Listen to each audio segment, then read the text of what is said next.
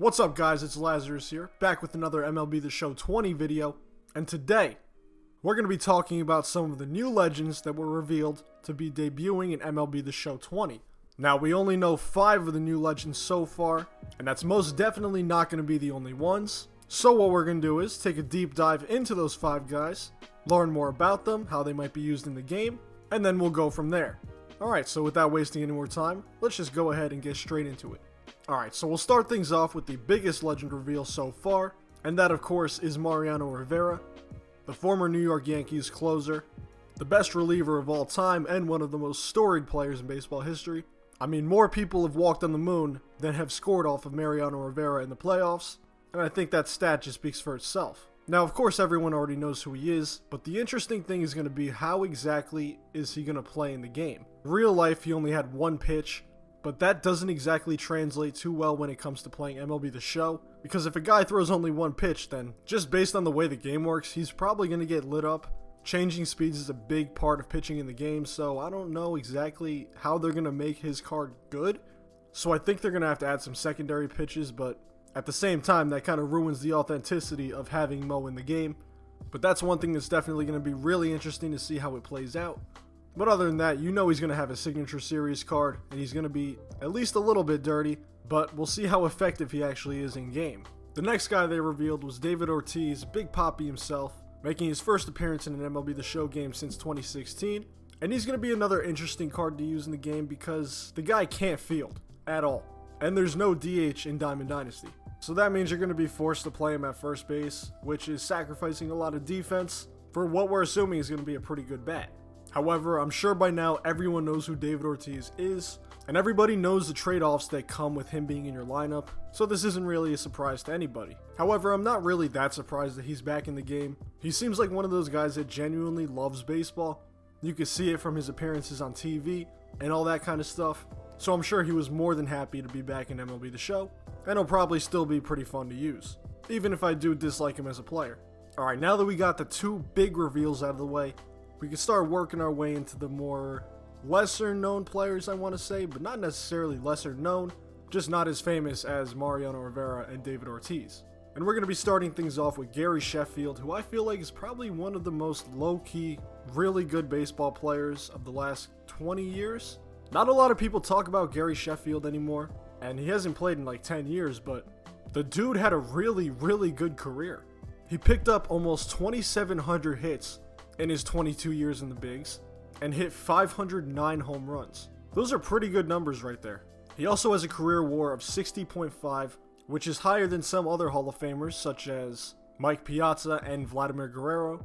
So he's one of those guys that's definitely on the border of being in the Hall of Fame, but he just hasn't really gotten the traction to get in. And it could be because of some steroid accusation. I'm not aware if there is one or not, but I feel like that would be a main reason that he's not really getting votes. But the guy was a freaking monster. And he also played on a lot of teams throughout his career, like the Brewers, the Padres, the Marlins, the Yankees, Dodgers, Braves, Tigers, and Mets. So you know there's going to be a bunch of different versions of him in the game, so it's certain that he's going to be well represented in Diamond Dynasty. The next player we're going to be talking about is Victorino, another guy who people mostly forgotten about by now, but he will forever be remembered fondly by Phillies and Red Sox fans, helping both of those teams win World Series, the Phillies in 2008 and the Red Sox in 2013. And Victorino is one of those guys that had a lot of clutch postseason hits, and although he didn't have the greatest career numbers or anything like that, nowhere near a Hall of Famer, he still had a very successful career, coming up big many times for the Phillies in 2008 in their postseason run, and of course, in the 2013 ALCS Game 6, he hit the grand slam that gave Boston the lead, and they never looked back from there. So you can see already there's going to be a couple versions of him in the game. I don't think he's going to have cards that are necessarily overpowered or anything like that, but he's one of those guys that gets the nice veteran flashbacks, the nice postseason flashbacks and stuff like that. Not necessarily a signature series card, but he will still be fun to use, and just nice to have in the game in general. And our last player is going to be Franco, former left-handed relief pitcher, and with his inclusion in the game, both New York teams will have their all-time saves leaders, being in MLB The Show 20, and this is one that I was definitely not expecting at all. Franco is another guy who had a really productive career. You know, not quite a Hall of Famer or anything like that, but the dude played for a pretty freaking long time. 21 years, 14 of those being with the New York Mets and 6 with the Cincinnati Reds, and of course a short stint with the Houston Astros. And he actually finished pretty high in the MVP voting twice in his career, which is pretty crazy for a reliever.